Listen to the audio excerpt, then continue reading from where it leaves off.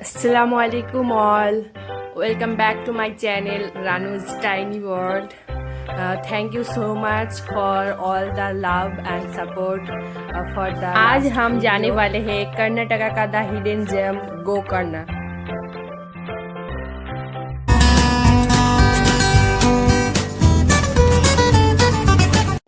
Gokarna the hidden gem of Karnataka. Gokarna Goa से लगभग 3 या 4 घंटे दूरी में है और मैं जहाँ रहती हूँ वह से 1 घंटे दूरी में है। अभी जो पहाड़ दिखाई थी उसी पहाड़ के ऊपर से ये व्यू है।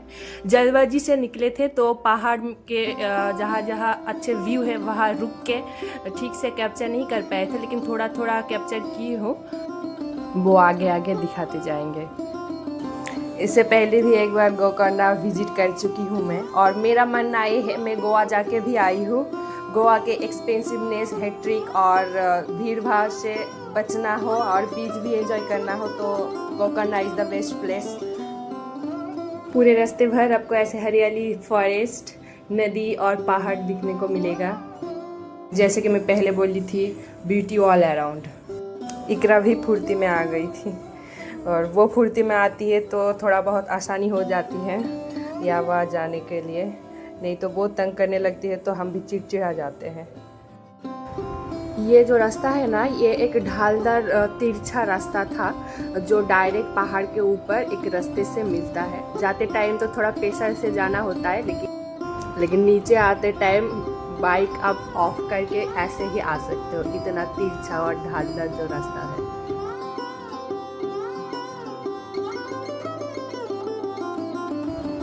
ऐसे एक green forest, sea, river and hill का व्यू देखते देखते हम पहुंच गए थे गोकर्ण का द ओम बीच।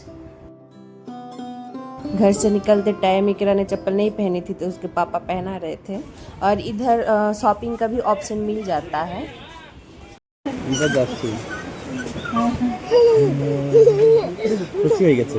चलो स्कूटी को पार्किंग में लगा के थोड़े ट्रैकिंग के बाद हम पहुंच जाते हैं एकदम ओम बीच के सामने। पिछली बार जब आई थी तब ये दोनों तरफ जो झाड़ियाँ दिखाई दे रहा है तब नहीं था, तो यहाँ से ही नीचे का व्यू आ रहा था, तब यहाँ से हम कैप्चर किए थे।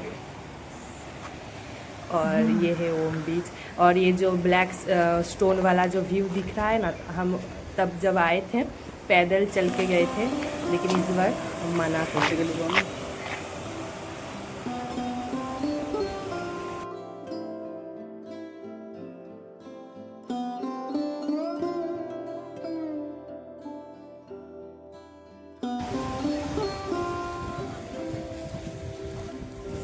एक पानी मिलते ही खुश हो गई, वो ऐसे उछलने लगी वो खुशी से।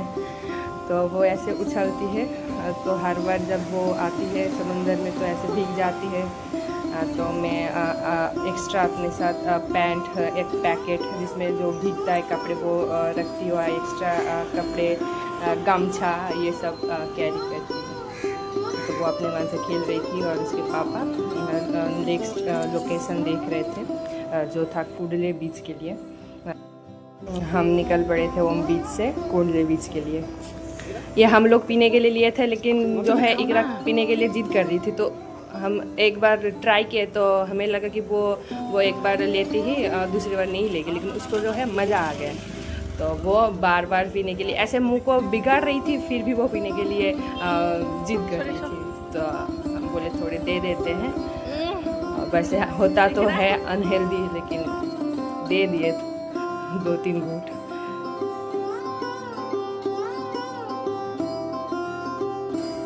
ऐसा नहीं है कि गोकर्ण ऑफबीट जगह है तो इधर लोग नहीं आते। आप ये गाड़ी का लाइन देखना, कितने सारे लोग आते हैं। यहाँ का बीच ज़्यादातर फेमस इसलिए भी है क्योंकि यहाँ के हर एक बीच, सारे बीच अटैच्ड है और आप सारे बीच चाहो तो ट्रैक करके ऐसे जा सकते हो। मतलब एक पहाड़ फिर बीच मिलेगा, फिर आपको पहाड़ चढ़ना, फिर बीच मिलेगा, ऐसे है। तो हम जो है उतना ज़्यादा ट्रैकिंग नहीं कर पाए थे, बस ओम बीच से कुडले बीच ही ट्रैक करके आए थे। एक पहाड़ चढ़ना मतलब 6 से 8 फ्लोर लगभग। तो बच्चे को लेके उतना हम नहीं कर पाए थे, लेकिन जितना करे थे उतने में ही मज़ा आ गए थे।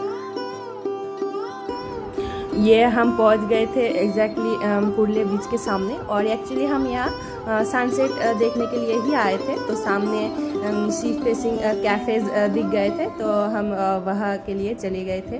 और सच बताए तो गोवा जब गए थे तब मुझे ऐसे ही एक सी फेसिंग कैफ़े जाना था, लेकिन बन नहीं पाया था। तो वो भी इच्छा मेरा जो है यहाँ पूरा हो गया था। बहुत खूबसूरत लग रहा था और सनसेट जस्ट होने वाला था। तो हम कुछ ऑर्डर कर रहे थे अपने लिए ताकि सनसेट तक हम यहाँ बैठ पाए। और इकरा का जो है मेनू सिलेक्ट करने के लिए जो स्टाइल है ये बहुत कैजुअल था।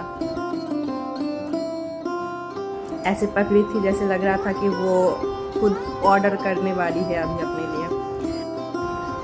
वहाँ हम इकरा के लिए कुछ हेल्दी सोचते हुए ऑर्डर करे थे मिल्क शेक।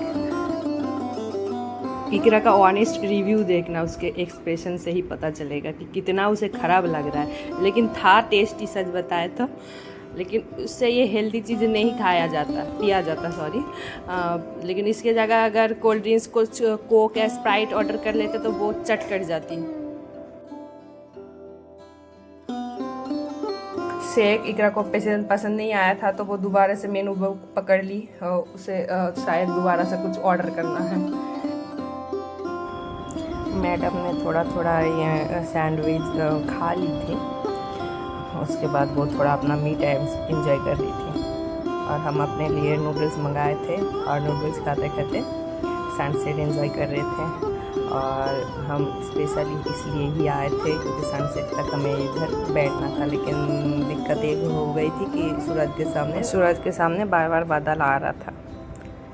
तो फिर सनसेट देखने के बाद हम जो है घर के लिए निकल पड़े। और इकरा ना गोदी आ रही थी ना उंगली पकड़ रही थी, वो रूट के ऐसे ही चल पड़ी थी अपनी राह पे।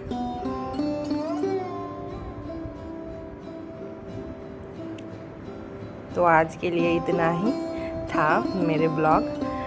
मिलते हैं मेरे दूसरे ब्लॉग में। Thanks for watching.